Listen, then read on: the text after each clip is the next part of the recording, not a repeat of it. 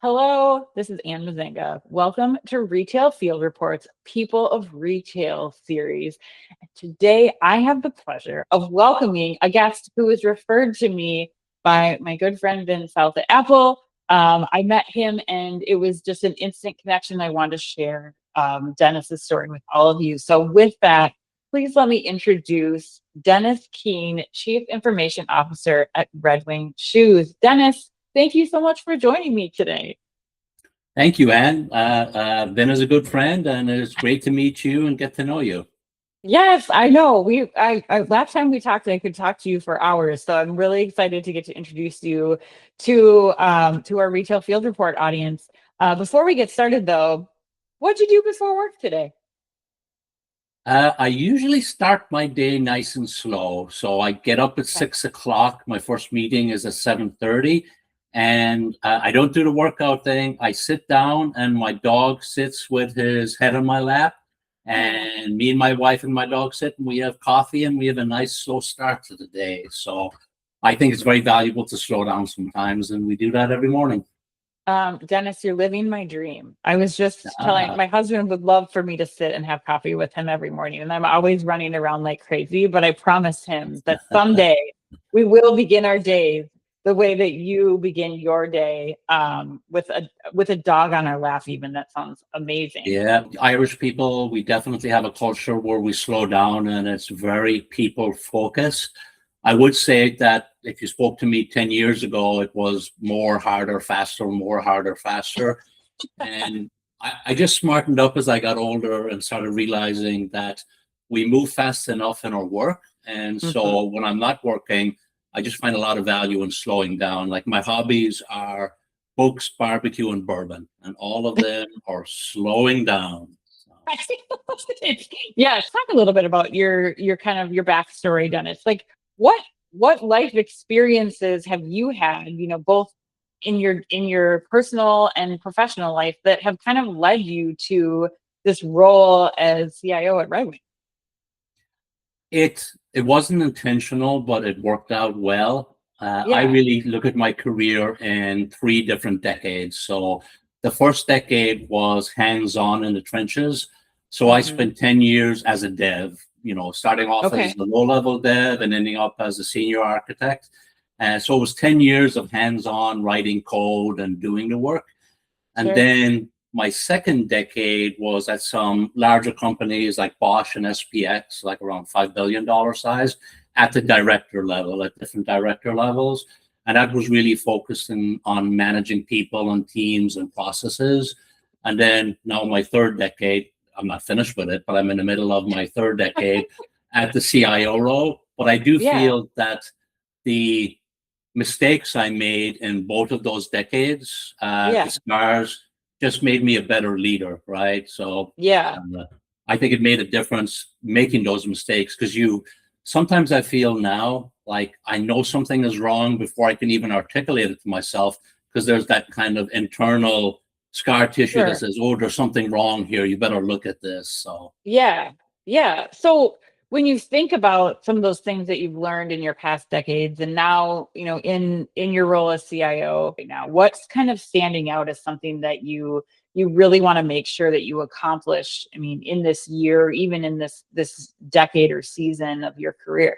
the big thing that's standing out in 26 is Yeah. AI, but not AI for all of the reasons of the hype and AI is going to do everything in the world. Yeah. But at Red Wing, we were following Mythos and Project Glasswing. So we were trying to see, Mythos came out with a model, and there was discussions about that this would really change cybersecurity. And we were Yeah. wondering, is this real or is this hype? But as we Yeah. started talking to the companies, they didn't release this model, but they gave it to select companies like Microsoft, Cisco. We've got good contacts at those companies. And we started talking to the people who got their hands on Mythos. And we learned pretty quickly that this is not hype, that this is really going to change AI in defense. So Yeah. we are in high gear doing a couple of things. One is we are updating our patch process because we're expecting a wave of patches to come in at Okay. a bigger number and faster. We're also hardening all of our environments, just doing the basics like we always do. And then we are starting to look at how we use AI in defense, like using agentic agents to help us with defense, as part of managed detection response. So I would say that this is a sea change that is coming to all of the companies with respect to AI. And we're just in the middle of preparing for that. Well, and Dennis, like, how do you explain the impacts of that to the rest of the Red Wing organization? Like, when you're talking about, using AI for patches and for preparing you for defense, what does that look like to the rest of the organization, and so that they can understand, this is how you're using AI, and here's the benefit that associates at Red Wing and your customers will end up seeing on the Yeah, end. the key part is communications. Our director of security, who managed security globally and who really knows security very well, we had him come into the leadership team and give an overview to all of senior leadership up to the CEO with respect to everything that's going on with Mythos and AI in defense. And this is preparing them for, as we do all of our processes to get ready, there has to be a culture change in Red Wing, as in a really, really urgent patch. We used to do patch Tuesdays, we'll get it done within the next month, depending on the urgency, etc. With AI, we're going to have to accelerate that. And for what we're calling level 1 patches, we will have to patch in hours, even over an operational concern. So if a patch is serious enough, we may have to say to our manufacturing or retail business, this patch is going in now in the next hour or two, because it's that significant. So most of it is change management and awareness, so that our business partners recognize that we're doing this because we're just responding to a much more dangerous world out there with respect to AI and attack, right? So bad people using AI. So a lot of it is change management and the culture, so that they understand that when the world changes, we're changing, and that they support that. So what are some of the risks that are out there with, you mentioned like AI and bad actors, like what are some of the things that can happen or that you're starting to see, and that you kind of, it sounds like, need AI to help kind of accelerate the defense against those things? Yeah, with Mythos and models like that, people with smaller skill sets will be able to use AI models to have sophisticated attacks that previously took some serious skills. So previously, if you wanted to chain together some small vulnerabilities and make a sophisticated attack, you probably have to have deep skills that might be only in nation states. Well, now with AI, people with smaller skills will be able to chain those attacks together. The second thing they'll be able to do is they will be able to use AI, and when a patch comes out, look at the patch and say, give me an attack if someone doesn't have this patch, right? So they'll be able to reverse engineer it faster. So it just means that we have to respond to more patches coming, because companies like Microsoft and Cisco will be using the models too, and the patches will be coming faster. But then we have to start having like agents within our defense system, because the attackers will be attacking with AI. So they'll be much more faster and much more asymmetric, not a big thing, but maybe a small attack. We have to figure out how to have agents do that, but we have to do that with governance and rules. So there's going to be a little bit of work in Red Wing to figure out how to do that safely. Now, we won't build our own agents. What we'll do is we'll have platforms where other security vendors are doing this, but we have to learn how to configure and use them. This is, in my view, like a sea change that is coming with AI in defense. And I would make a bet that in 3, 4, 5 months, it'll be a much bigger topic that people will be talking about. Wow, Dennis, you're like the Daniel Craig James Bond of cybersecurity. This is an amazing story. I'm so intrigued. Is it fun to go to work and like think about this at this scale? Like it really is a sea change, like you're talking about.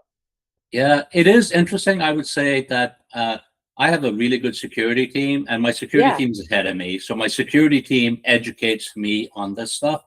And I would say that when they first started telling me about this, I was like, oh, I'm concerned about this. And I'm concerned about, where Yeah, do I do my banking? Where do I do my investments? Like, is everyone right. else watching this?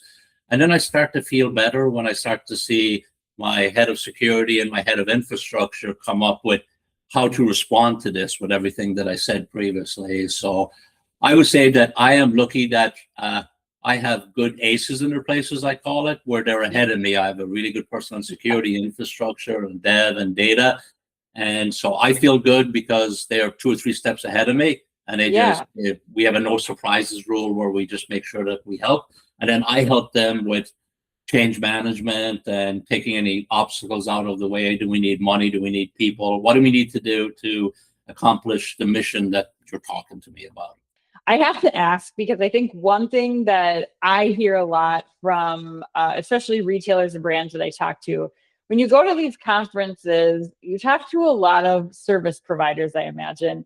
I'm curious, Dennis, especially in your role as CIO, what is one thing that you wish that these companies that reach out to you would do before they start talking to you or your team? If you could like tell them, you should come prepared with X, what would that be, or how what would you change about the approach? Yeah, I would say the number one thing is realize that I trust my directors to run their part of IT. And if Hmm, you want to win the business, you really have to win over the directors, right? So, in other words, I don't say, hey, you're in charge of cybersecurity, you're in charge of infrastructure, you're in charge of development. This is the vendor I want you to use. I yeah, feel like they know more about their area than I do, so they choose the vendors, right? And I think I'm not the only CIO I think that operates like that. So I yeah, think if more service providers realize that the directors are the ones with the people with their hands on the keyboard and setting up servers and doing all of the work, and usually they have a large input on which service providers we're choosing. yeah. Do you think that's a result of kind of what you were talking about at the onset of the conversation, Dennis, of like your decades of being a dev, being a manager? Like, do you think that you lead in that way because of that, or other CIOs like lead in that same way and empower their directors like that because you've been in that chair? Very much so, very much so. When I was a director for many years, it Yeah, would definitely not be the optimum for me if I'm the director, but you're telling me that I'm going to use vendor X, Y, or Z. I'm like, yeah, well, okay, you run this element if that's the case. So I trust them and empower them, and off we go to the races. And I feel very lucky. I got a lot of aces in places, and when you get the right people in there and you empower them, and when they're doing their vision, it just works out much better. yeah, yeah. Well, Dennis, because you have your aces in places, this next question that we'll close with might be hard to answer. But what moment today or recently made you really happy about being in your role and excited about the work that Yeah, I think mostly it's I have a daily stand up every day. And basically, so this morning when I'm in there and one of my directors was telling me about some great fixes that we did to bring a yeah, project back on track. It just makes me happy that we have a no surprises rule. So no surprises from me to my team and my team back.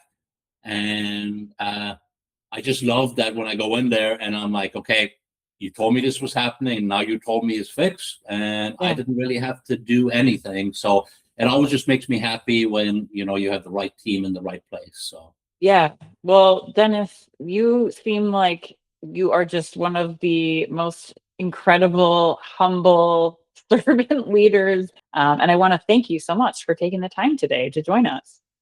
awesome. Thank you. I really enjoyed the conversation.